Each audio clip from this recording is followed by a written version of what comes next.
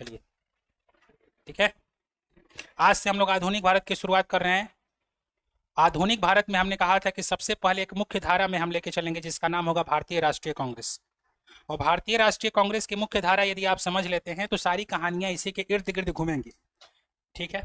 हालांकि देखो भारतीय राष्ट्रीय कांग्रेस की स्थापना जो हो रही है 1885 के समय में हो रही है, लेकिन जो प्रश्न अगर आप देखें ऑन एंड एवरेज परीक्षा के व्यूज से तो आपका 1857 से लेकर भारत जब तक आजाद होता है 1947 तक के बीच का जो कालखंड है वो काफी ज्यादा उपयोगी होता है, काफी ज्यादा उससे क्वेश्चन पूछे जाते हैं। ठीक है। 1857 से उठाइए और सीधे पहुंच जाइए 1947 तक। ऐसे कायदे से तो कहा जाता है कि 1757 से पढ़ना शुरू करिए, जब ईस्ट इंडिया कंपनी का पूरा कंट्रोल हो जाता है बंगाल के ऊपर, तब से पढ़ना शुरू करिए। और अंतिम पायदान आपको खत्म करते समय जाइए कम से कम 1964 तक का, कम से कम इतना आपको सीख लेना चाहिए। खैर इसके पीछे का रीजन हम समझा देंगे बाद में। हम फिलहाल हम लोग शुरू करने वाले हैं भारतीय राष्ट्रीय कांग्रेस। तो भारतीय राष्ट्रीय कांग्रेस का मेन हमने आपको पर्पस भी समझाया था कल के वीडियो में, और लेकिन आज हम लोग थोड़ा सा हम कंप्लीट करवाने वाले हैं थोड़ा सा फैक्चुअल जानकारी। तो 1883 का वह समय है जब भारतीय राष्ट्रीय संघ नाम की एक संस्था या संगठन आप कहिए, इसकी मुलाकात हो रही है पूना शहर में। और इसने एक प्रस्ताव जारी किया है कि हम लोग पुनः 1885 के समय में पूना शहर में ही हमारी फिर से मीटिंग आयोजित की जाएगी। लेकिन इस वर्ष पूना शहर में प्लेग महामारी फैल चुकी है और 1885 के समय में चूंकि प्लेग महामारी पूना शहर में व्यापक रूप से फैली हुई है, तो हुआ कि ये सारे संघ के लोग थे, उन्होंने कहा कि हमको तो मीटिंग बुलानी है, लेकिन यह मीटिंग अब की बार पूना शहर में ना होकर बंबई शहर में होगी। और बंबई में भी कहाँ पर होगी, तो गोकुल दास तेजपाल संस्कृत महाविद्यालय में होगी। प्रस्तावित कहाँ पर था, तो याद रखिएगा पूना शहर, लेकिन हुआ कहाँ पर, बम्बे में। अब बम्बे में भी कहाँ पर हुआ, तो गोकुल दास तेजपाल संस्कृत महाविद्यालय में आयोजित किया गया। अभी इसका नाम याद रखिएगा, अभी 1883 के समय में इस संस्थान का नाम है भारतीय राष्ट्रीय संघ। बहुत काफी कम लोग इसके साथ जुड़े हुए हैं। 1885 का जब समय आया है, जब इनकी पहली बार यहाँ पर मुलाकात हो रही है बम्बे शहर में, तो ऐसी स्थिति में अब यहाँ पर एक वयोवृद्ध उस समय के नेता हुआ करते थे जिनका नाम था दादा भाई नौरोजी। उन्होंने कहा कि भारतीय राष्ट्रीय संघ का नाम बदलकर भारतीय राष्ट्रीय कांग्रेस कर देना चाहिए। ठीक है। क्यों कर देना चाहिए, क्योंकि कांग्रेस जो शब्द है यह यूनाइटेड स्टेट ऑफ अमेरिका से लिया गया है, जिसका अर्थ होता है लोगों का समूह, लोगों का समूह। कांग्रेस का मतलब होता है लोगों का समूह, कोई दिक्कत नहीं है। तो कहने का मतलब है कि भारतीय राष्ट्रीय संघ का नाम बदलकर क्या किया जाए, भारतीय राष्ट्रीय कांग्रेस कर दिया जाए। अब यहाँ पर बात आती है कि जब दादा भाई नौरोजी ने नाम परिवर्तन करने की बात कही, तो बाकी सारे लोग जितने भी थे वहां पर उन लोगों ने इस प्रस्ताव को मान लिया। अभी बात किया जाए 1885 के समय में, तो कुल मिलाकर 72 सदस्य अभी भाग ले रहे हैं। 72 सदस्यों में 2 मुस्लिम सदस्य हैं और महिला सदस्य अभी तक कोई भी नहीं आई है। ठीक है। अगर कभी कभी पूछ ले आपसे क्वेश्चन कि इन 72 सदस्यों में कितने सदस्य कहाँ से आए हुए हैं, तो आप बता सकते हैं। बंबई वाले क्षेत्र से आप देखिए तो 38 सदस्य आए हुए हैं। मद्रास से आपको यहाँ पर 21 सदस्य आए हुए हैं। संयुक्त प्रांत से 7 सदस्य आए हुए हैं और पंजाब वाले प्रांत से 3 सदस्य आए हुए हैं। बंगाल प्रांत से पुनः 3 सदस्य आए हुए हैं। टोटल मिलाकर 72 सदस्य। तो अभी हमने आप बता दिया, जब पहली बार भारतीय राष्ट्रीय कांग्रेस की मीटिंग हुई है उस समय कुल मिलाकर 72 सदस्य भाग लिए हैं। किस प्रांत से कितने कितने सदस्य आए हैं हमने यहाँ पर डेटा आपको बता दिया। कुछ व्यक्तियों का नाम आप याद करिएगा जो कि इनके महत्वपूर्ण सदस्य हुआ करते थे, जैसे कि गोपाल कृष्ण गोखले, मदन मोहन मालवीय, दादा भाई नौरोजी, केटी तेलंग, आनंद चार्लू, फिरोज शाह मेहता, दिनसा वाचा। कुछ ऐसे लोग हैं जो हमारे आगे की कहानी में मुख्य पात्र की भूमिका में रहेंगे और आगे इनके इर्द गिर्द कहानियां घूमेंगी। इनसे हमको रिलेट करके बहुत सारे क्वेश्चन पूछता है, इसलिए हम पहले से ही नाम लिखते चले गए हैं ताकि आपको कोई भी दिक्कत होने वाली न हो।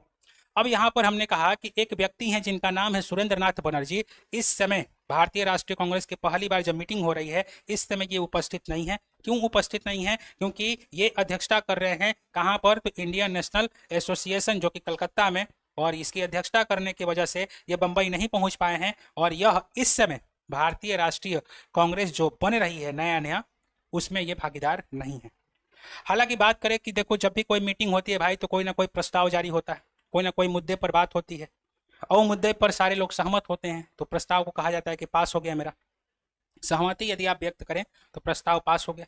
सहमति व्यक्त नहीं करते हैं तो प्रस्ताव फ्लॉप हो जाता है, फेल हो जाता है, पास नहीं होता है। तो इस समय कुल मिलाकर 9 प्रस्तावों पर चर्चा हुई है और सारे प्रस्ताव को पास किया गया है। कौन कौन से प्रस्ताव हैं? तो सबसे पहला प्रस्ताव है कि व्यय की जांच की जाए। व्यय कैसा व्यय? तो जो आपका जो ब्रिटिश गवर्नमेंट है, ब्रिटिश सरकार जो है, जो भारतीयों के लिए यहाँ पर रूल रेगुलेशन बना रही है, तो यह भारत के लिए कितना पैसा खर्चा कर रही है और कितना पैसा जो है भ्रष्टाचार में चला जा रहा है, इसका सटीक एक व्यय की जांच होनी चाहिए, ताकि भारतीयों का पैसा कम से कम भारत में लगना चाहिए। व्यय की जांच हो। सेना पर जो एक्स्ट्रा खर्चा हो रहा है उसको 50% से कम कर दिया जाए, क्योंकि सेना पर ज़्यादा खर्चा करोगे तो जाहिर सी बात है कि वह पैसा जो होगा, जो आम जनता में लगना चाहिए था, वह आम जनता में न लग के सेना पर खर्चा होगा। इसीलिए यहाँ पर सेना पर खर्चा को 50% से कम कर दिया जाए। तीसरा प्रस्ताव इन लोग का जारी हुआ कि आईसीएस की जो परीक्षा है, जो उसकी उम्र सीमा 19 तक है, उसको बढ़ाकर 23 वर्ष कर दिया जाए। चौथा प्रस्ताव ये हो गया। पांचवा प्रस्ताव यहाँ पर जारी किया गया कि आईसीएस की परीक्षा जो इंग्लैंड में हो रही है, उसको अब भारत में भी आयोजित की जाए। उसके बाद इंडियन काउंसिल जो एक बना दिया गया था, कि भारत का एक काउंसिल था, उसको भंग करने का यहाँ पर प्रस्ताव जारी किया गया। यहाँ पर एक और चीज़ था कि बजट की जो चर्चा हो रही है उसमें भारतीयों को बोलने की आज़ादी नहीं थी, बजट पर चर्चा करने की आज़ादी नहीं थी, तो भारतीयों को आज़ादी भी यहाँ पर बजट पर बोलने की होनी चाहिए। यहाँ पर ये हो रहा। और देश के जितने भी राजनीतिक संस्थाएं हैं, जितनी भी पार्टियां हैं, जितने भी यहाँ पर लोग हैं, संस्थाएं हैं, उन तमाम संस्थाओं को ये सारे के सारे मैसेज को पहुंचा दिया जाए। ठीक है। उसके बाद एक अंतिम इन लोगों का एक प्रस्ताव जारी होता है कि हम लोग फिर से मुलाकात होगी इसी साल, अगले साल, और वह जो अगला साल होगा वो कहाँ पर हम लोग मिलेंगे? तो कलकत्ता शहर में। हमने पीछे भी कहानी में बताया है कि 3 जगहों पर याद रखिएगा। एक जगह है मद्रास प्रेसिडेंसी, एक जगह है आपका बंगाल प्रेसिडेंसी, और एक जगह है बम्बई वाला प्रेसिडेंसी। इन 3 जगहों पर काफ़ी ज़्यादा अंग्रेजों का आधिपत्य रहा है, इसीलिए इन 3 जगहों को हम लोग मुख्य केंद्र में रख के चलेंगे। तब पहला मीटिंग हुआ बम्बई वाले क्षेत्र में, दूसरा मीटिंग कहाँ होगा? बंगाल वाले क्षेत्र में, तो तीसरा मीटिंग कहाँ करेंगे? समझ रहे बात को? तो इसी तरीका से हम कड़ियों को जोड़ते हुए चलेंगे, ताकि हम लोग फिर से इर्द गिर्द कहानी को लेकर चले। फिर बीच में देश के अंदर घुसने का प्रयास किया जाएगा कि बाकी लोगों को भी तो जोड़ना है, केवल छोटा सा सीमित दायरे में थोड़ी ना रहना, बाकी लोगों को भी हमको जोड़ना है। तो हमने यहाँ पर बात कर लिया था कल ही, और कांग्रेस के बारे में हमने जानकारी दे भी दी थी। और इसमें एक बात आपसे पूछ लेता है कि कांग्रेस की स्थापना कब की गई थी? तो स्थापना का दिवस याद रखिएगा, 28 दिसंबर 1885। हमने पीछे भी कल भी आपको समझाया था कि देखो भाई, 1885 में ये लोग कब मिल रहे हैं? 28 दिसंबर को। 28 दिसंबर मतलब साल का अंतिम महीना का अंतिम सप्ताह है ना? तो कांग्रेस की जब मीटिंग चलेगी तो कब चलेगी? तो एक प्रस्तावित रहेगा कि कम से कम हम लोग हर एक साल एक मीटिंग कर लें। और मीटिंग कब हो? तो साल के अंतिम में, जो अंतिम का जो महीना है, उसमें भी अंतिम का जो सप्ताह है, कम से कम उसमें 3 दिन के लिए हम लोग मीटिंग आयोजित कर ले। कम से कम इतना होता था। लेकिन विशेष अधिवेशन जब होगा तो उसमें बीच में भी, साल के बीच में भी आयोजित करने का प्रस्ताव जारी किया जाएगा। कि जैसे अब जालियांवाला बाग का ही कल उदाहरण समझा रहे थे कि जालियांवाला बाग हो गया हत्याकांड बीच में ही, तब क्या हम दिसंबर तक का इंतजार करेंगे? नहीं, बीच में ही हम लोग मीटिंग बुलाएंगे, और मीटिंग बुलाएंगे तो उसको विशेष अधिवेशन नाम देंगे। ऐसे नॉर्मल है तो केवल अधिवेशन नाम देंगे, कोई दिक्कत नहीं है। भारतीय राष्ट्रीय कांग्रेस की जब स्थापना हुई है, इस समय यानी 1885 का जो समय है, इस समय इसके अध्यक्ष के पद पर कौन है? तो व्योमेश चंद्र बनर्जी। सचिव के पद पर कौन है? तो एओ ह्यूम। एओ ह्यूम को पूरा नाम कभी कभी पूछ लेता है, तो इनका नाम याद रखिएगा, एलन ऑक्टेवियन ह्यूम। उसके बाद इस समय आपसे पूछ लेगा कि भारत का वायसराय कौन था? तो लॉर्ड डफरिन। ठीक है। पीछे की कहानी हमने आपको बता ही दिया था कि हमने कहा था कि देखो इसमें उद्देश्य क्या रखा गया था। भारतीय राष्ट्रीय कांग्रेस की स्थापना के पीछे का उद्देश्य क्या था? उद्देश्य था पहला कि विभिन्न प्रांतों के नेताओं को एकजुट किया जाए। मान लो कि ये भारत मेरा पूरा नक्शा है, इसमें बहुत सारे प्रांत हुआ करते थे। इन तमाम प्रांतों के जो प्रमुख लीडर हैं उनको एक सूत्र में बांध कर रखा जाए। उससे फायदा ये होगा कि सारे लोग जोर शोर से लड़ाई में भाग लेंगे। जिसको अपने हक के लिए लड़ रहे हैं वो अपने जोर शोर से एकजुट होकर अगर हम लड़ें तो कहीं ना कहीं सरकार पर हम दबाव बना सकते हैं। और छिटपुटिया लड़ेंगे तो कोई हमको ज़्यादा फायदा नहीं होगा। इसीलिए पहला मेरा उद्देश्य है स्थापना करने का कि विभिन्न प्रांतों के नेताओं को एकजुट करना। दूसरा है राष्ट्रीय एकता का विकास करना। जैसे जैसे धीरे धीरे प्रांतों के लोग जुड़ते चले जाएंगे, राष्ट्रीय एकता क्या होगी? विकसित होगी। तीसरा हमारा है कि भारतीय जनमानस की समस्याओं पर विचार विमर्श करना। भाई आम जनमानस की क्या समस्या है? जब तक हम फ्रंट पर आकर, जो बुद्धिजीवी समाज है, जो पढ़ा लिखा समाज है, फ्रंट पर आकर उनकी समस्याओं को सरकार तक नहीं पहुंचाएगा तो फिर कैसे काम चलेगा? इसलिए उन पर विचार विमर्श करना है, उसका समाधान निकालना है, कैसे हम लोग क्या करेंगे। भारतीयों और अंग्रेजों के बीच में एक मधुर संबंध बना के रखना है। देखिए, शुरुआती दौर का हमने पीछे भी कहा था, उदारवादी चरण के जितने भी नेता हुए हैं उनका मानना यही था कि अंग्रेज उतने भी बुरे नहीं हैं जितना कि हम लोग सोच रहे हैं। अंग्रेज से हम धीरे धीरे सब कुछ हासिल कर लेंगे, बस हम उसको काबिल तो बन जाए। मान लो जब तक हम काबिल ही ना हो और कोई हमको पकड़ा दे बंदूक चलाने को, तो मारना होगा किसी और को, मार देंगे किसी और। इसीलिए सबसे पहले सत्ता के केंद्र में यदि आपको आना होगा तो कहीं ना कहीं आपको उसके जैसा बनना होगा। अब बनने के लिए कहीं ना कहीं अंग्रेजों से आपको टाइम लेना पड़ेगा। इसीलिए भारत की जब आज़ादी हो रही थी कितना समय लग गया।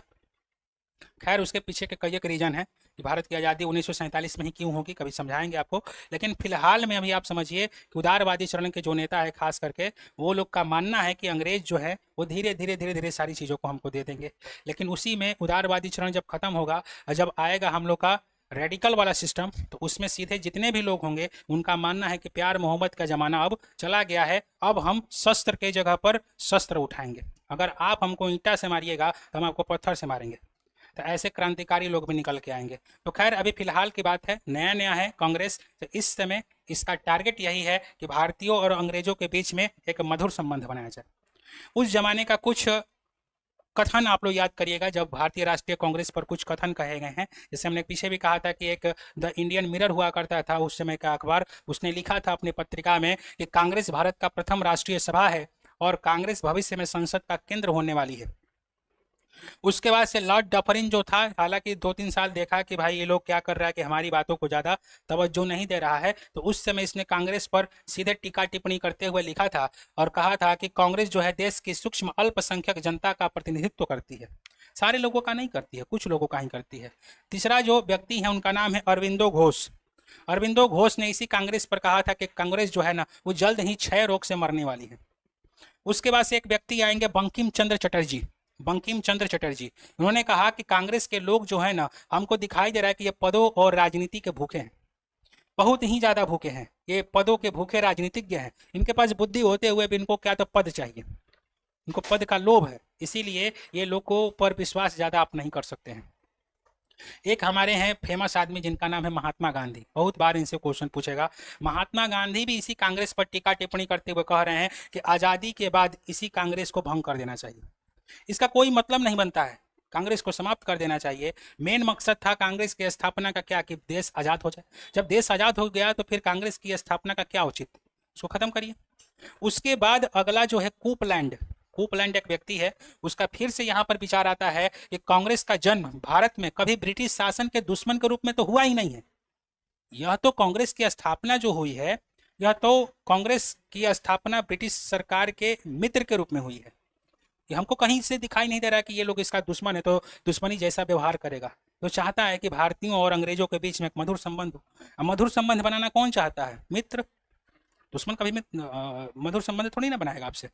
इसीलिए हमको ये दिखाई दे रहा है कि यह कभी भी अंग्रेजों के ब्रिटिश शासन के विरोध में ये कांग्रेस की स्थापना हुई है नहीं। समझ गए। तो अगला जो है कह रहे हैं सर सैयद अहमद खान, इनका भी काफी ज्यादा बयान आपसे पूछ लिया जाता है। ये कांग्रेस का आंदोलन न तो लोगों के द्वारा प्रेरित था और न ही यहाँ पर सोचा गया था या योजनाबद्ध तरीका से किया गया था, जैसे हुआ वैसे चलते गया, कारवां बढ़ते गया, इनका मानना ये था। अगला जो है यहाँ पर लॉर्ड कर्जन, बंगाल विभाजन याद करिएगा, लॉर्ड कर्जन के समय में हुआ है। लॉर्ड कर्जन जो है ना, यह कह रहा है कि कांग्रेस अपनी मौत की अंतिम सांसें गिन रही है और मेरी इच्छा है कि मेरे कालखंड में इसकी मृत्यु हो जाए। ये मेरी दिव्य इच्छा है, हम इच्छा किए हुए हैं। उसके बाद से एक कांग्रेस के पिता का कभी कभी पूछ लेता है कि कांग्रेस के पिता इस समय कौन है, तो एलन एक्टोबियन ह्यूम। इनके ऊपर एक बार लाला लाजपत राय ने अपना टिप्पणी पेश किया था कि एओ ह्यूम भले अंग्रेज ऑफिसर है लेकिन यह भारतीयों के दुर्दशा पर रो रहा है। ह्यूम कह रहा है, ह्यूम के बारे में लाला लाजपत राय कह रहे हैं कि ह्यूम जो है ना, वह स्वतंत्रता के पुजारी थे और उनका हृदय भारत के दुर्दशा पर रोता रहता था। ये लाला लाजपत राय का बयान है। तो कुछ ऐसे वक्तव्य हैं जिनको हम लोग को दिमाग पे रख लेने में ही भलाई है, कभी कभी इससे क्वेश्चन पूछ लिया जाता है। अब देखो यहाँ पर देखिए भाई, एक सिद्धांत की बात की जाती है। देखो यही बीपीएससी में क्वेश्चन पूछा हुआ था, कि कांग्रेस की स्थापना जो हो रही है ना, इसके अलग अलग सिद्धांत पेश किए गए हैं। जैसे पहला सिद्धांत सुरक्षा का पाठ का सिद्धांत लाला लाजपत राय के द्वारा दिया गया है। दूसरा सिद्धांत जो है यहाँ पर षड्यंत्र का सिद्धांत रजनी पालने में दत्त के द्वारा दिया गया है। और तीसरा है तड़ित चालक का सिद्धांत गोपाल कृष्ण गोखले के द्वारा दिया गया है। ये थोड़ा सा सिद्धांत को हम समझते हैं होता क्या है। देखो, इनका ये मानना है, कुछ लोग हैं यहाँ पर हमारे बुद्धिजीवी लोग, जिनका मानना है कि कांग्रेस की स्थापना ऐसे ही नहीं हो गई है, इसके पीछे का कुछ सिद्धांत था। तो गोपाल कृष्ण गोखले से पूछा गया कि आप ही बता दीजिए क्या सिद्धांत है। तो गोपाल कृष्ण गोखले कह रहे हैं कि देखो भाई, तड़ित चालक देखे हो कभी? मतलब जैसे बिजली, कभी देखना बरसात का दिन है, बिजली चमकती है। अब बिजली जब चमकेगी तो चूंकि वो पॉजिटिव आयन है, चमक रही है। धरती जो है निगेटिव आयन है, तो पॉजिटिव आयन निगेटिव आयन की तरफ क्या होगा? आकर्षित होगा। तो वह नीचे की ओर आना चाहता है। तो नीचे की ओर आने के लिए वो क्या करेगा कि देखेगा ना, कि जब उसको गिरना होगा तो देखेगा कि हमारे क्षेत्र में कौन सा चीज जो है बहुत ही नजदीक है। नजदीक का मतलब कि नीचे जमीन से कौन ऊंचाई पर चीज है। तो ऊपर से बिजली के लिए क्या होगा? नजदीक पड़ेगा। तो जो नजदीक पड़ेगा उसके ऊपर क्या करेगा? वो गिर जाएगा। गिरेगा तो सट से जमीन के अंदर चला जाएगा। तो कांग्रेस की स्थापना कुछ ऐसे ही हुई है कि लोगों को अगर कभी भी अंग्रेजों के द्वारा कोई बहुत बड़ा जुल्म ढाहा जाएगा, तो ऐसी स्थिति में कांग्रेस जो है अपने ऊपर सारी चीजों को ले लेगी। वह तड़ित चालक जैसा हो जाएगी कि बिजली अगर गिरना वाला होगा आम जनता पर, वो गिर किस पर जाएगा? कांग्रेस पर। और कांग्रेस उसको सह लेगी, आम जनता फिर बच जाएगी। समझ गए? इसी में एक व्यक्ति हैं जिनका नाम है लाला लाजपत राय। उन्होंने कहा कि देखो, कांग्रेस जो है ना, हमको तो लग रहा है सुरक्षा कपाट की तरह। सुरक्षा कपाट का मतलब आप अपने शरीर में, जैसे मान लो बुलेट प्रूफ हम जैकेट लगा लें। अब हमको मारो गोली, कुछ नहीं होगा। होगा? नहीं होगा। अगर बुलेट प्रूफ जैकेट हटा दें तो क्या होगा? मारोगे तो खत्म हो जाएगा आदमी, है कि नहीं? तो कहने का मेन मकसद है कि वो जो बुलेट प्रूफ जैकेट था वो क्या था? वो आपकी सुरक्षा का एक एक जरिया बन गया, एक सुरक्षा का एक कपाट बना दिया, एक अंगरक्षक की भूमिका में हो गया कि गोली आएगी तो वो अपने पे झेल लेगा, आपके शरीर तक उसको पहुंचने नहीं देगा। एक सुरक्षा आपको प्रदान कर दिया। कांग्रेस भी आम जनता को क्या करेगी? सुरक्षा प्रदान करेगी। अगर आम जनता को कुछ भी समस्या होती है तो यह जो कांग्रेस रूपी जो संस्था है, यह सुरक्षा के रूप में आगे आपके लिए तैयार रहेगी। इसी को कहा गया सुरक्षा कपाट का सिद्धांत। तीसरा जो है, रजनी पालने में दत्त ने कहा कि ना ना, ये ऐसा कुछ नहीं है, ये तो षड्यंत्र हुआ है हमारे साथ। इस षड्यंत्र के तहत भारतीय राष्ट्रीय कांग्रेस की स्थापना हुई है। जितने भी बुद्धिजीवी लोग हैं सबको देख लो, सब बड़का बड़का बैरिस्टर है। और सारा बड़ा बड़ा बैरिस्टर क्या कर रहा है? हम लोग को अपने जाल में फंसा के रखा हुआ है, आम जनता को। हमको तो दिखाई नहीं दे रहा, हमको दूर दूर तक आज़ादी हमको दिखाई नहीं दे रही है। ये लोग केवल बेवकूफ़ हमको बना रहा है। एक षड्यंत्र के तहत एक संस्था बना दिया, इसलिए षड्यंत्र का सिद्धांत उन्होंने कहा। तो कुछ लोग हैं कांग्रेस की स्थापना पर अपना व्यक्तिगत राय भी दे रहे हैं, कुछ लोग हैं सिद्धांत भी दे रहे हैं। तो कम से कम ये 3 सिद्धांत को आप लोग याद रखिएगा, बहुत ही ज़्यादा पूछा जाता है। ठीक है। अगला जब बात आती है कि ठीक है भाई, अब कांग्रेस जो है इसका टारगेट यही रहेगा कि अब धीरे धीरे हम अपने संख्या को बढ़ाएं। स्थापना कब हुई है? 1885 में। कुल कितने व्यक्ति हैं? मुसलमान अभी कितने हैं? महिला एक भी नहीं है, एक भी महिला नहीं है। अब टारगेट है कि हम अपनी आबादी को क्या करें? बढ़ाएं। जितना टारगेट होगा आबादी बढ़ाने का, मतलब जितनी आपके साथ आबादी जुड़ेगी उतना ही आपका संगठन क्या होगा? मजबूत होगा।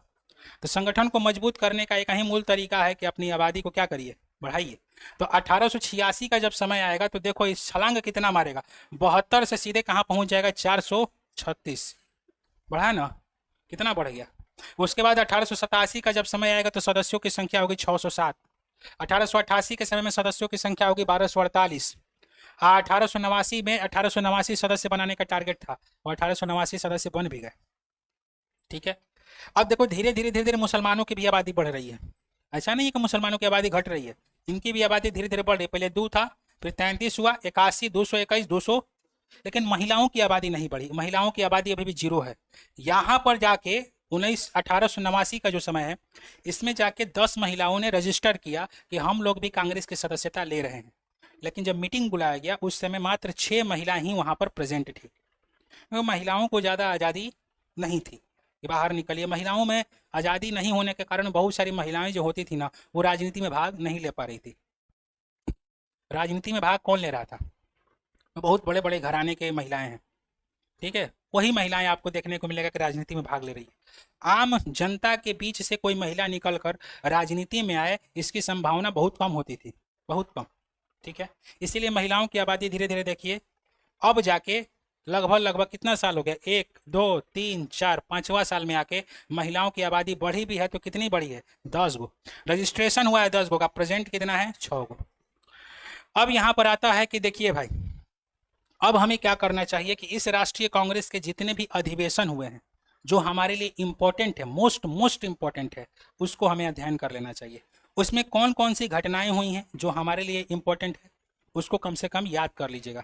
जैसे देखो बीपीएससी का वो क्वेश्चन हमने हाल फिलहाल में बताया था कि एक हुआ था गया में अधिवेशन। ठीक है, गया का अधिवेशन हुआ था। अब इस पूछ लेगा कि गया के अधिवेशन में मेन मुद्दा क्या था, गया के अधिवेशन में क्या हुआ था, कौन सी जनजाति ने भाग लिया था, यही सब चीजें पूछता है। और बीपीएससी की परीक्षा लिखने जाओगे तो खास करके ऐसे ऐसे प्रश्न आएंगे।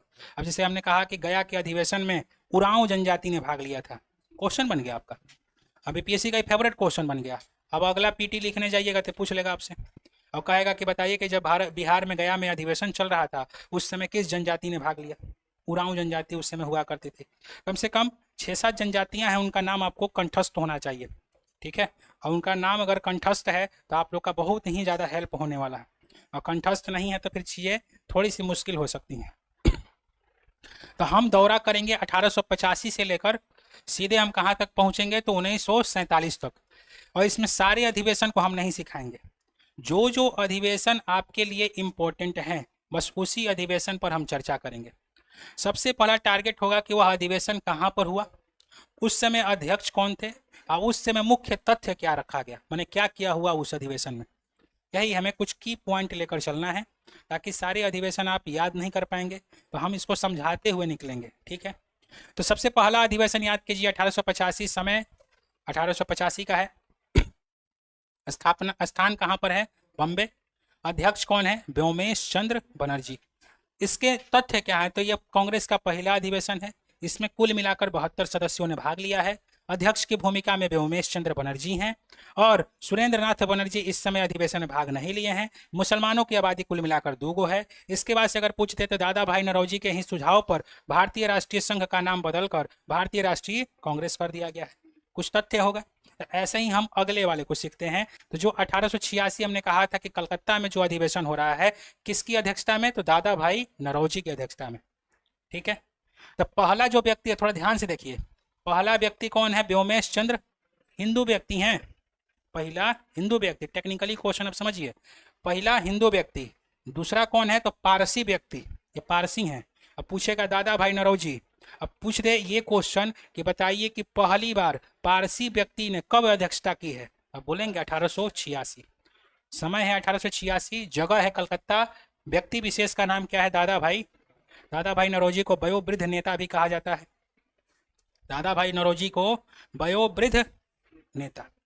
ठीक है, अब हम पूछ देंगे कि वयोवृद्ध महिला नेता कौन है, ये तो पुरुष नेता हो गए ना, महिला नेता कौन है, तो उनका नाम याद रखेगा, अरुणा आसिफ अली। क्वेश्चन है सब, अरुणा आसिफ अली वयोवृद्ध महिला नेता है वो, बाद में हम चर्चा करेंगे उनके बारे में। फिलहाल वो कहानी में हमारी आएंगी, लेकिन अभी के लिए छोटी छोटी जानकारियां हम बताते हुए निकल रहे हैं। तथ्य क्या है भाई, तो यहाँ पर पहला पारसी अध्यक्ष बने हुए हैं। मुस्लिम सदस्यों की संख्या कुल मिलाकर अभी 33 गो हो गई है। दादा भाई नौरोजी कुल मिलाकर 3 बार कांग्रेस के अध्यक्ष रहे, पहली बार 1886 में, दूसरी बार 1893 में, और तीसरी बार 1906 में, और तीसरी बार 1906 में।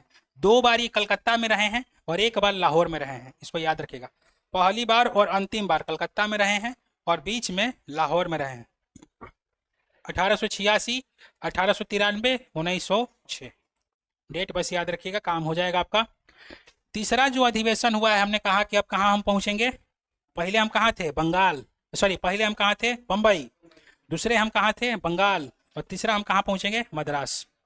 3 को प्रेसिडेंसी है जहाँ पर ब्रिटेन का पूरा कब्जा है ना। पहला है बंबई, दूसरा है बंगाल, और तीसरा है आपका मद्रास। और तीनों जगह पर हम पहुंच रहे हैं। देखो 1885 में कहाँ पहुंचे, बंबई। 1886 में ये लोग कहाँ पहुंचा है, बंगाल में कलकत्ता। और तीसरा कहाँ पहुंचेगा, मद्रास। समझ गए। अब इस मद्रास में अध्यक्ष कौन है, तो बदरुद्दीन तैयब जी। बदरुद्दीन तैयब जी, ये कौन है, तो मुस्लिम व्यक्ति हैं। पहला व्यक्ति कौन थे? हिंदू। दूसरा व्यक्ति कौन थे? अध्यक्ष पारसी। और तीसरा व्यक्ति कौन है? हो गया क्वेश्चन। अब क्वेश्चन पूछेगा कि बताइए किस अधिवेशन में पहली बार कांग्रेस में मुस्लिम अध्यक्ष ने अध्यक्षता संभाली है? 1887। कौन व्यक्ति हैं? बदरुद्दीन तैयब जी। समय कब का है? 1887 का। जगह कहाँ का है? मद्रास। तथ्य याद रखिएगा कि प्रथम मुस्लिम अध्यक्ष हैं यहाँ पर, और इसी समय एक नारा दिया गया था, कांग्रेसी बनो। सारे लोगों को कहा गया कि कांग्रेसी बनो, ताकि लोगों की आबादी बढ़ानी है ना भाई। जितना लोगों की आबादी बढ़ाओगे उतना ही संगठन मजबूत होगा। तो सबको हम यही सलाह देंगे कि कांग्रेसी बनो। लॉर्ड डफरिन इसी समय कांग्रेस की आलोचना कर रहा है। कब? 1887 में। अभी आपको आलोचना उसके बताए थे कि कांग्रेस जो है वो क्या है? सूक्ष्म अल्पसंख्यक जनता का प्रतिनिधित्व करती है। यह किसके द्वारा कहा गया है? तो लॉर्ड डफरिन। लॉर्ड डफरिन याद रहेगा। अगला जो अधिवेशन है भाई 88 में चलेंगे। 3 जगहों पर घूम लिए, अब सीधे अब बीच में आएंगे। अंग्रेजों का एक प्रमुख केंद्र हुआ करता था इलाहाबाद भी, ठीक है। ये सब अंग्रेजों का केंद्र है। जहां जहां अंग्रेजों का केंद्र है वहां वहां पर हम अध्यक्षता करेंगे, ताकि लोगों को जोड़ेंगे भाई। अब की बार कहाँ हो गया? 1888 इलाहाबाद। इलाहाबाद में कौन अध्यक्षता संभाल रहा है? George Yule. जॉर्ज यूल कौन है? प्रथम यूरोपीय अध्यक्ष। देखो कितना खूबसूरती से ये लोग बना रहा है। पहला बना हिंदू, दूसरा बना पारसी, तीसरा बना मुस्लिम और चौथा बना यूरोपीय व्यक्ति। मतलब पता नहीं चलेगा कि कांग्रेस किसकी पार्टी है, हिंदू की है, मुस्लिम की है, पारसी की है, यूरोपियन है, कौन पार्टी है कि नहीं खूबसूरती? पता नहीं चलेगा, ताकि लोगों का समर्थन जोड़ना है भाई। जितना लोगों का हम समर्थन जोड़ेंगे उतना ही हमारा संगठन मजबूत होगा। इलाहाबाद याद रखिएगा। 1800 कब का समय है भाई? 88 का। क्वेश्चन आपसे पूछेगा कि प्रथम यूरोपीय अध्यक्ष इस समय बनाया गया है जॉर्ज यूल को। सर सैयद अहमद खान ने कांग्रेस का इसी समय विरोध किया था। लाला लाजपत राय पहली बार इस अधिवेशन में भाग लिए थे, इलाहाबाद वाले अधिवेशन में। ब्रिटिश सरकार ने सरकारी अधिकारियों को कांग्रेस के अधिवेशन में हिस्सा लेने पर प्रतिबंध लगा दिया था। पहले खूब ज्यादा इन लोग का समर्थन चल रहा था अंग्रेजों की तरफ से, लेकिन अंग्रेजों ने देखा कि हमारी बातों को नहीं मान रही है कांग्रेस, तो उसी समय इसने कहा कि जितने भी सरकारी अधिकारी हैं वो कांग्रेस के अधिवेशन में दिखने नहीं चाहिए। अगर दिख गए तो बाबू सोच लेना हमसे बुरा कोई नहीं होगा। तो इसी समय ब्रिटिश सरकार ने सरकारी अधिकारियों को कांग्रेस के अधिवेशन में हिस्सा लेने पर प्रतिबंध लगा दिया है। नेक्स्ट आपसे क्वेश्चन पूछेगा 1889 का समय, स्थान कहां पर है? फिर से पहुंचेंगे कहां पर? बॉम्बे। हमने कहा कि 3 जगहों पर कहानी हमारी खूब घूमेगी। बॉम्बे में, उसके बाद हम कहां पहुंचेंगे? बंगाल में, और एक कहां पहुंचेंगे? मद्रास में। 3 जगह तो हमारा मुख्य केंद्र रहेगा, लेकिन बीच बीच में और जगहों पर भी तो हमको जाना है। जैसे लाहौर भी हमको जाना है, हमको मान लो इलाहाबाद भी जाना है, केंद्र जहाँ पर है। जैसे मान लो कि हमको कभी बिहार में भी आना है।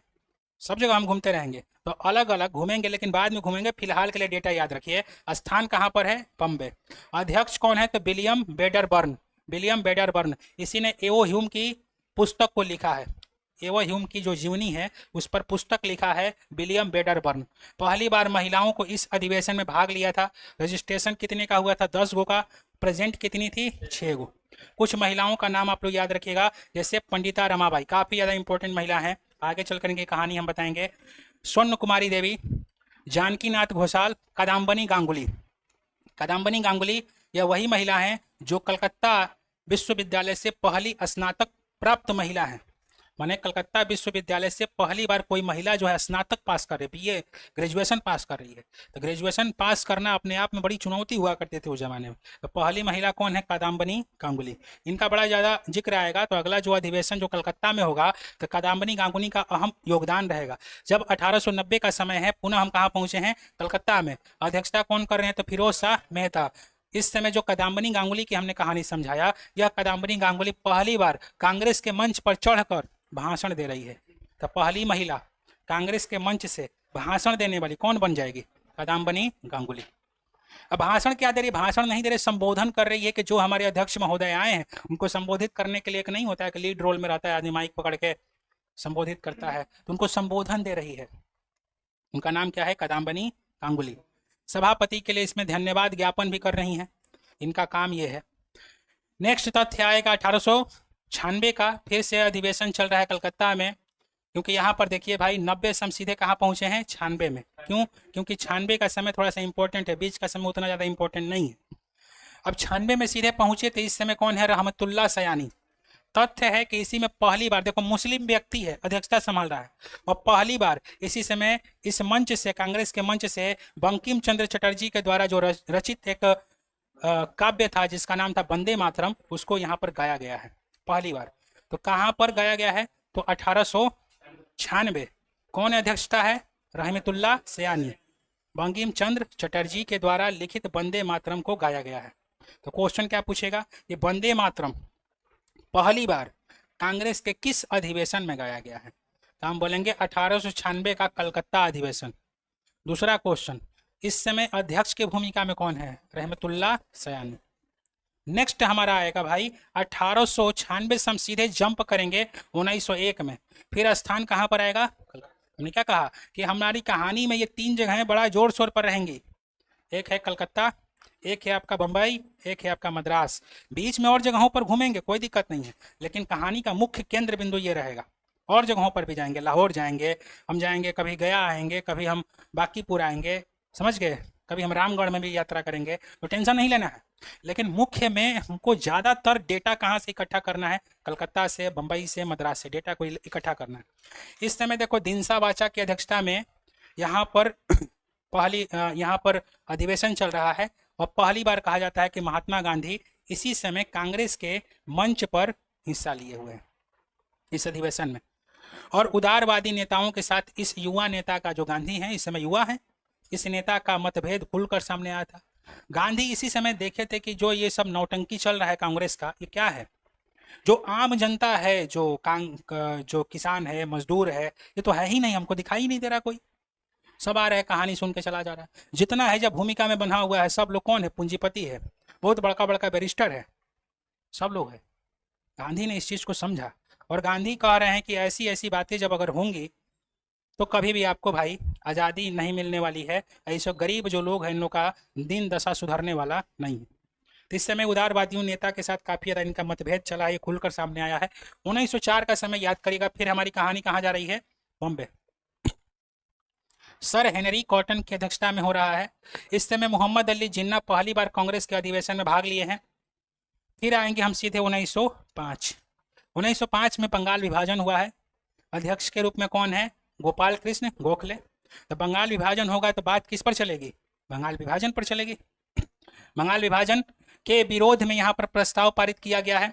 गोपाल कृष्ण गोखले को विपक्ष का नेता घोषित किया गया है। और इसी समय ऑस्ट्रेलिया और कनाडा के तर्ज पर स्वशासन, माने खुद का शासन होना चाहिए, इस पर बात चल रही है। गोपाल कृष्ण गोखले ने सार्वेंट ऑफ इंडिया सोसाइटी के यहीं पर स्थापना भी की है, इसी साल, याद रखिएगा।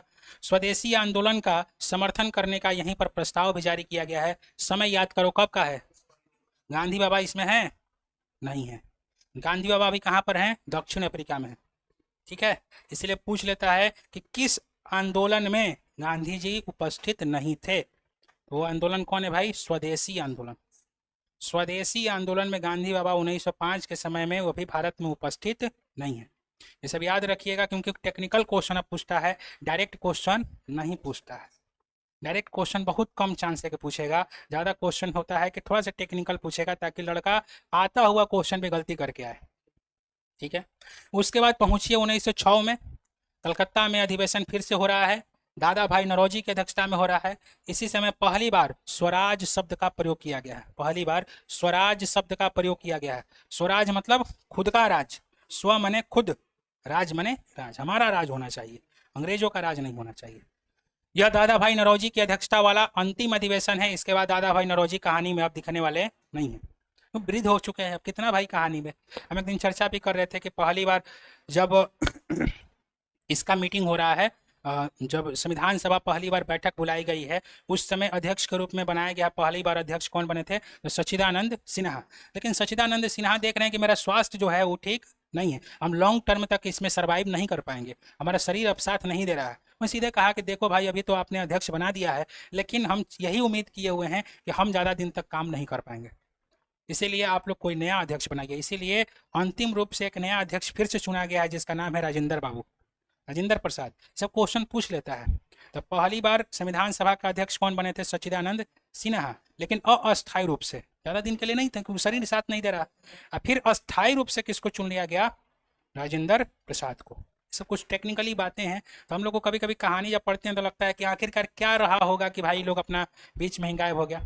अब यहाँ से अब इस चूंकि बूढ़े हो चुके हैं, तब कितना दिन अब काम करेंगे, इनका भी एक लिमिटेशन है ना। अब मोहम्मद अली जिन्ना इस अधिवेशन में दादा भाई नौरोजी के सचिव के रूप में काम किए हैं। ये थोड़ा सा इंपॉर्टेंट फैक्ट है 1906 का। अब हम सीधे चलेंगे 1907 के समय में, जब सूरत का अधिवेशन हो रहा है। मोस्ट इंपॉर्टेंट सूरत का अधिवेशन, बहुत बार क्वेश्चन पूछा है। सूरत का अधिवेशन डॉक्टर रास बिहारी घोष की अध्यक्षता में हो रहा है, और यही समय है जब कांग्रेस में विद्रोह हो चुका है और कांग्रेस जो है दो भागों में टूट गई है। एक का नाम बन गया, एक धड़ा का नाम बन गया है गरम दल, और एक धड़ा का नाम बन गया है। अच्छा, गरम दल और नरम दल का मतलब क्या होता है? गरम दल का मतलब ये लोग चाहते हैं ना कि हम भी देश को आज़ादी दिलाएं, और नरम दल वाला भी चाहता है कि हम भी देश को आज़ादी दिलाएं। लेकिन दोनों में अंतर क्या है? अंतर यह है कि नरम दल वाले चाहते हैं कि जैसे चल रहा है चलने दो, उदारवादी प्रवृत्ति है, जैसे चल रहा है चलने दो, धीरे धीरे अंग्रेज हमको थोड़ा थोड़ा करके हमको तो अपना हिस्सा नहीं देंगे। लेकिन गरम दल वाले का कहना है कि कब तक, आज तक तो मांगते रह गए ना जी, क्या हुआ? कुछ हुआ नहीं हुआ, कब तक ऐसे चलेगा? हम चाहते हैं कि ईंट का जवाब पत्थर से देना चाहिए, समझ गए? पूरा का पूरा हम आंदोलन छेड़ेंगे, टेंशन मत लीजिए, खूनी संघर्ष चला देंगे हम। तो गरम दल और नरम दल में बस इतना ही अंतर। दोनों देश की आज़ादी चाहता है, लेकिन दोनों में टेक्निकली थोड़ा सा अंतर आ जाएगा। गरम दल के नेताओं को कांग्रेस से निष्कासित कर दिया गया है, क्योंकि कांग्रेस जो है ये मानती है कि हम भाई खूनी संघर्ष में विश्वास नहीं करते हैं, हम यहाँ पर हैं कि सॉफ्ट पॉलिसी के तहत हम चलना पसंद करते हैं। 1911 का समय है, फिर से कलकत्ता में अधिवेशन हो रहा है।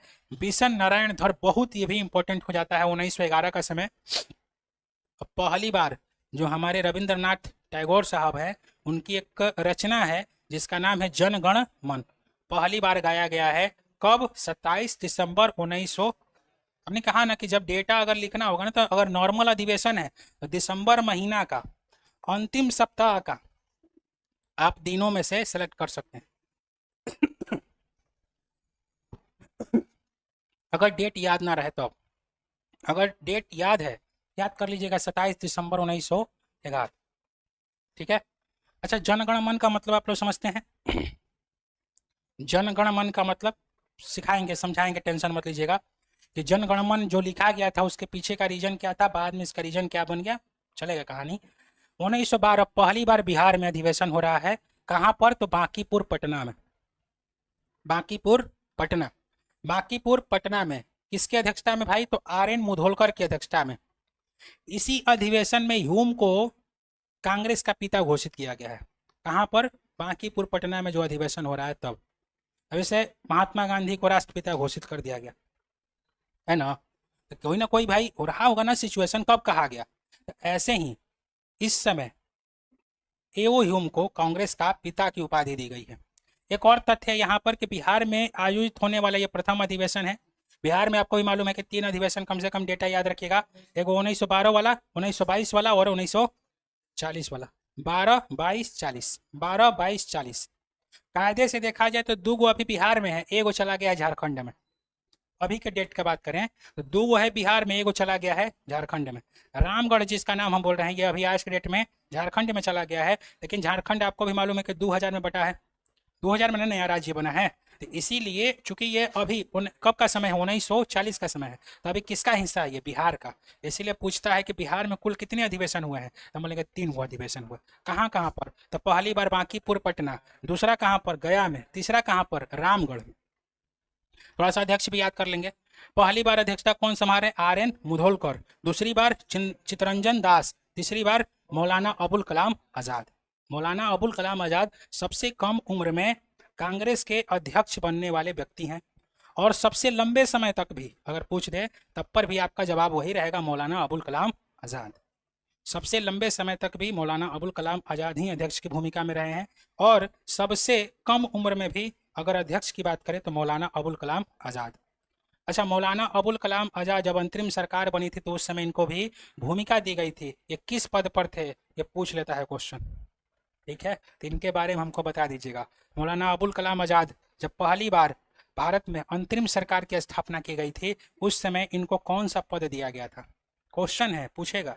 जैसे श्रम मंत्री उस समय कौन था, रेल मंत्री उस समय कौन था, ठीक है, गृह मंत्री उस समय कौन था, वित्त मंत्री उस समय कौन था, उस समय बताइए कि शिक्षा मंत्री कौन था, ये आपसे क्वेश्चन पूछेगा। ये सारा डेटा हम आपको बता रहे हैं, सारा डेटा कम से कम याद करके रखिएगा। कब कहाँ पर कौन सा डेटा पूछ देगा किसी को मालूम नहीं है, किसके सेट में क्या आ जाएगा, लेकिन ये डेटा आप हमेशा याद रखिएगा। 1916 का समय है। अध्यक्षता कहाँ पर हो रही है? लखनऊ में। अध्यक्ष कौन है? तो अंबिका चरण मजूमदार। और इसी समय आप याद रखिएगा कि कांग्रेस में क्या होता है ना, कि मुस्लिम लीग के साथ एक समझौता होता है। बाद में हम समझाएंगे कैसे कैसे कहानियां चली हैं, अभी केवल ओवरऑल बैकग्राउंड हम समझा रहे हैं कि क्या क्या आने वाला है हमारी कहानी में। अभी ट्रेलर चल रहा है, पिक्चर अभी बाकी है। जब पिक्चर चलाएंगे उस समय आपको पता चलेगा कि क्या क्या कैसे कैसे सब कहानियां एक दूसरे से जुड़ती चली गई हैं। अभी फिलहाल बस इतना याद रखिएगा कि 1916 का समय है, कांग्रेस और मुस्लिम लीग में समझौता हुआ है। कांग्रेस की तरफ से तिलक शामिल हुए हैं और मुस्लिम लीग की तरफ से जिन्ना शामिल हुए हैं। इन दोनों के बीच में एक समझौता हुआ है। मुस्लिम लीग के पृथक निर्वाचन की मांग को कांग्रेस ने स्वीकार कर लिया है और गरम दल और नरम दल के बीच में भी समझौता करवाया गया है। गरम दल और नरम दल में भी समझौता हुआ है। ठीक है, बाल गंगाधर तिलक और एनी बेसेंट के बीच में समझौता हुआ कि भाई आइए हम लोग साथ मिलकर काम करते हैं। ठीक है, साथ मिलकर काम करने की बातें यहाँ पर चल रही है।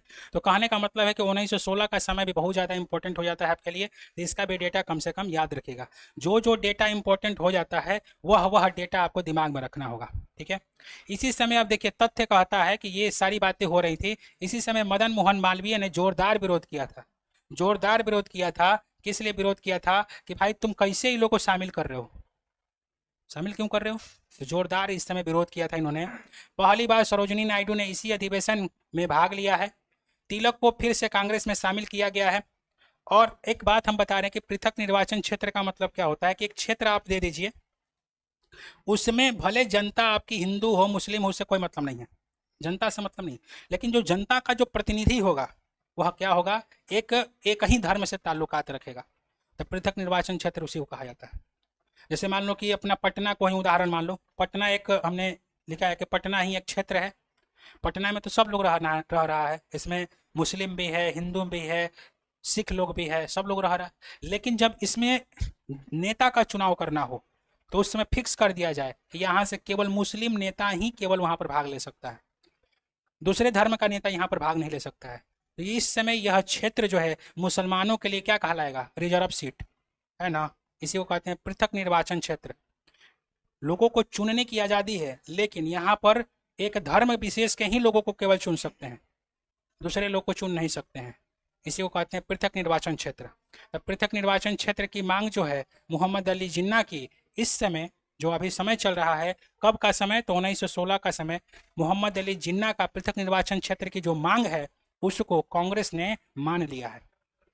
ठीक है, और आएगा समय अब की बार 1917 का। एनी बेसेंट का कहानी बड़ा इंपॉर्टेंट है, इसको याद रखिएगा। ये महिला को, ये पहली आयरिश महिला है, बहुत काम की है, भारत की आज़ादी के लिए बहुत ही ज़्यादा प्रयास ये महिला की हैं। इनका नाम सम्मान के साथ याद रखिएगा। इनका स्थान याद करिए, कलकत्ता। पहली बार अध्यक्षता कौन संभाल रही है? Annie Besant. एनी बेसेंट महिला है।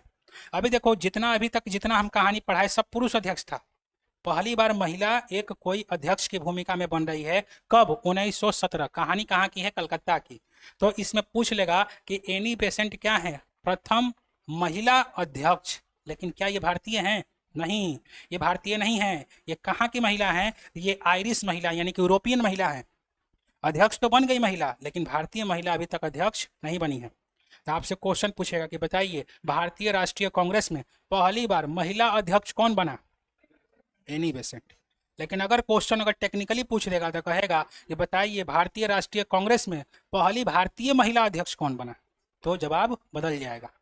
पहली महिला में एनी बेसेंट, लेकिन ये यूरोपियन महिला है, भारतीय महिला नहीं है। हालांकि होम रूल जब चल रहा है भारत में, तो सबसे बड़े पैमाने पर चलाने का श्रेय भी इन्हीं को जाता है, एनी बेसेंट को। होम रूल जब चला है, होम का मतलब होता है घर, रूल मतलब होता है नियम, अपने घर का नियम होम रूल कहला है। और अपने घर के नियम कहाँ तक लागू करेंगे? तो सबसे बड़ा क्षेत्र में यदि कोई लागू किया है तो वह है एनी बेसेंट। लेकिन होम रूल सबसे पहले कौन लागू किया है? बाल गंगाधर तिलक। शुरुआत कहाँ से हुई है? उसका केंद्र कहाँ पर है? पूना शहर। पूना शहर उसका केंद्र बिंदु में था होम रूल का। लेकिन बड़े पैमाने पर यदि बात किया जाए, कौन लागू किया है? कौन लागू किया है? Annie Besant. एनी बेसेंट यह एक आयरिश महिला है, यूरोपियन महिला कहिए, आयरिश महिला कहिए। 1917 में कांग्रेस की अध्यक्षता संभालने वाली पहली महिला है, लेकिन भारतीय महिला ये अभी नहीं है, याद रहेगा। 1917 से सीधे कहानी कहाँ पहुंचेगी, 1919 में। अब चूंकि देखो जालियांवाला बाग हत्याकांड हो चुका है 1919 में, तो इनका स्थान भी वही रहेगा, अमृतसर। अमृतसर में इस समय अध्यक्षता कौन संभाल रहे हैं, तो मोतीलाल जवाहरलाल नेहरू जी के पिताश्री। जवाहरलाल नेहरू जी के पिताश्री का नाम है मोतीलाल नेहरू, यही अध्यक्षता संभाल रहे हैं। और जालियांवाला बाग हत्याकांड जो हुआ है ना, उसकी जोरदार इस समय निंदा की गई है। खिलाफत आंदोलन के समर्थन में भी प्रस्ताव यहीं पर पारित किया गया है कि हम खिलाफत आंदोलन में भी अपना समर्थन देने जा रहे हैं, माने कांग्रेस इसका समर्थन अब देगी। इसी समय आप याद रखिएगा 1920 का जो समय है, इसमें विशेष अधिवेशन बुलाया गया है। तो हमने कहा था ना कि एक वार्षिक अधिवेशन होता है साल के अंतिम में, एक होता है विशेष अधिवेशन। विशेष अधिवेशन जब बुलाया गया है तो यह है कलकत्ता में, 1920 का समय है। इसका वार्षिक जो अधिवेशन हुआ है ये हुआ है नागपुर में 1920 में, डेटा याद रखिएगा। वार्षिक जब अधिवेशन हुआ है तो अध्यक्ष की भूमिका में वीर राघवाचारी हैं। तथ्य की बात करें तो भाषाई आधार पर राज्यों का विभाजन किया गया है, देशी रियासतों के प्रति नीति की घोषणा की गई है। लेकिन अगर हम बात करें यहीं पर तो संपर्क भाषा के रूप में हिंदी को भी बढ़ावा देने का प्रयास किया गया है। यहीं पर यदि हम बात करें तो असहयोग आंदोलन का भी कार्यक्रम तय किया गया है। यह वार्षिक अधिवेशन में हो रहा है जो नागपुर में आयोजित किया गया है। लेकिन जो विशेष अधिवेशन है, विशेष अधिवेशन यहाँ पर हो रहा है कलकत्ता में, अध्यक्ष की भूमिका में है लाला लाजपत राय। गांधी जी ने असहयोग आंदोलन का यहाँ पर प्रस्ताव रखा है और कहा है कि अब हम क्या करेंगे, असहयोग आंदोलन पर जा रहे हैं, आप सभी लोग हमारा समर्थन कीजिए। कांग्रेस तैयार है, ठीक है। वार्षिक अधिवेशन भी हुआ है तो इसमें तैयार है लोग। नेक्स्ट आएगा आपका कब भाई, 1921 का समय। स्थान कहाँ पर है, अहमदाबाद। अध्यक्ष कौन है, चितरंजन दास। ये जेल में है लेकिन फिर भी इनको अध्यक्ष बना दिया गया है। तो ये अपना प्रतिनिधि को भेजे हुए हैं जिनका नाम है हकीम अजमल खां। चुना गया है चितरंजन दास को, लेकिन चूंकि ये जेल में थे इसीलिए उसके जगह पर किसको बैठा दिया गया है, हाकिम अजमल खां को। इस समय चितरंजन दास का भाषण सरोजनी नायडू ने पढ़ा है। क्यों, क्योंकि ये चूंकि जेल में है तो अपना भाषण लिख के दिए हैं, और भाषण लिख के दिए हैं तो अध्यक्ष का भाषण पढ़ना पड़ेगा, अध्यक्ष क्या कहना चाहते हैं। उनकी भाषण को पहली बार कौन पढ़ रहा है, सरोजनी नायडू। अगला यदि बात करें तो 1922 का समय है, स्थान है गया, यही हम बता रहे थे, स्थान है गया बिहार। चितरंजन दास, सीआर दास इसको कहा जाता है। चितरंजन दास इस समय अध्यक्ष की भूमिका में है। बिहार में आयोजित होने वाला यह दूसरा अधिवेशन है। इसी समय हमेशा याद रखिएगा, पूछ लेता है कि कौन सी जनजाति भाग ली थी, कौन सी जनजाति भाग ली थी, तो उसका नाम था उरांव। उरांव, उरांव जनजाति ने यहाँ पर क्या किया है, भाग लिया है इस अधिवेशन में। इसी अधिवेशन में चितरंजन दास ने इस्तीफा दे दिया है और इन्होंने कहा है कि बहुत हो गया तुम्हारा जालिम, अब हम यहाँ पर क्या करेंगे, अपना चुनाव लड़ेंगे। क्यों, क्योंकि आप जानते हैं कि 1922 का समय है, गांधी बाबा और सहयोग आंदोलन को वापस खींच लिए हैं, मजाक हो गया है। जो कांग्रेस समर्थन दी है, लोगों का हुजूम उड़ा हुआ है, लोग परेशान थे कि अब की बार हमको आज़ादी मिल जाएगी, लेकिन आज़ादी नहीं मिलने की वजह से 1922 का समय है जब कांग्रेस पर दबाव बना। यही चितरंजन दास कह रहे हैं कि भाई तुम जाओ भाड़ में, ये रोड पर ये चक्का जाम करने से कुछ नहीं होगा, हमको सत्ता में बैठना पड़ेगा। इसका जीता जागता उदाहरण अगर आपको देखना है, अभी तत्काल में यदि देखना है तो आम आदमी पार्टी को देख लीजिए। कभी कभी हम आम आदमी पार्टी को पढ़ते हैं ना, मतलब इनको समझते हैं, तो हमको चितरंजन दास वाला फीलिंग आने लगता है। अब देखिए अन्ना हजारे जो है आंदोलन छड़े हैं, उसी समय गांधी बाबा भी आंदोलन छड़े हैं, वो अन्ना हजारे हैं, ठीक है।